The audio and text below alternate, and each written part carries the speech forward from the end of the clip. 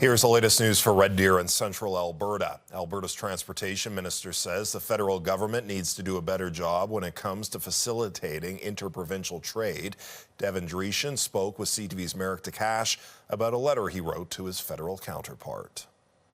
I'm joined by Alberta's Transportation Minister Devin Dreeshen, representing the riding of Innisfail and Sylvan Lake.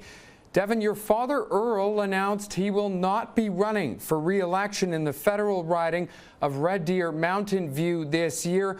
Was there any thought from you when it came to the opportunity of running federally? Well, I was really honored that a lot of supporters and volunteers in central Alberta reached out to me and asked if I was going to do it. They thought I would do a good job, obviously, representing Alberta in Ottawa. But I decided to stay in provincial politics. I think there's a lot of tremendous work that we're doing here in the province that makes not only a difference here in Alberta, but also across the country. I was really honored that people asked me to consider running in the federal election and support Pierre Poilievre win the next federal election, whenever that may be. But I decided to stay put and lead here from Alberta. Devin, you wrote a letter to your federal counterpart, Transportation Minister Anita Anand.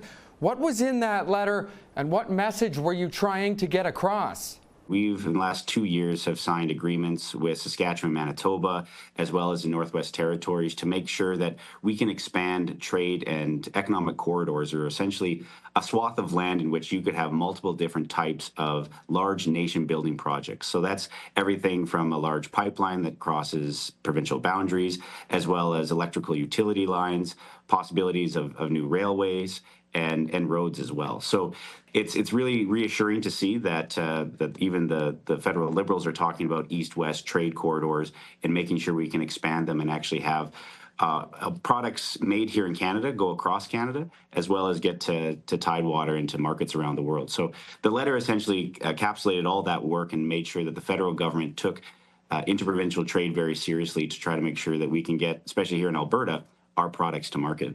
Devin, looking forward now, how can Alberta get stronger in the areas of trade and infrastructure over the next year?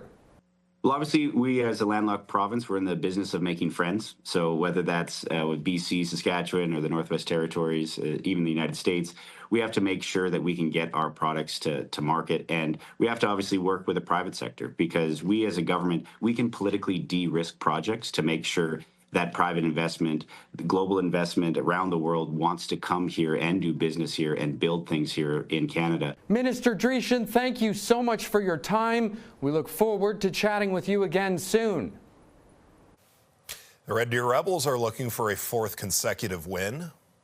Back to Josephson at the point. Holds. Takes his time. Shot through traffic. Save. Rebound. Scores!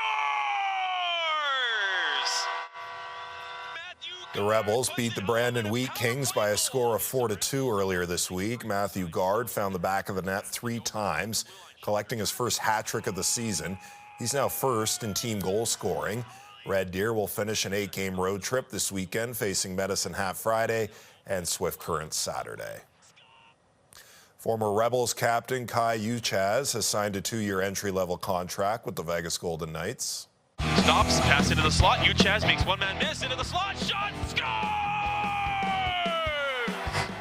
The 21-year-old is in the midst of his first professional season with the American Hockey League's Henderson Silver Knights. He's currently tied for 3rd on the team in goal scoring. Uchacz played 5 seasons in the WHL. Throughout his time in Red Deer, Uchacz picked up 209 points in 245 regular season games. Still more warm days coming our way as we head into Friday and the weekend. After that, a bit of a cool down, so you'll want to enjoy this. Taking a look at Friday, we'll start off around -8, -9 in the morning, and then our temperatures head into the mid to high single digits, even double digits for Rocky, a high of 10. We're looking for a high of 6. Wind on the light side, lots of sun. As I said, still on the warmer side, but then a cool down in the extended forecast. Here's a closer look at your Red Deer forecast.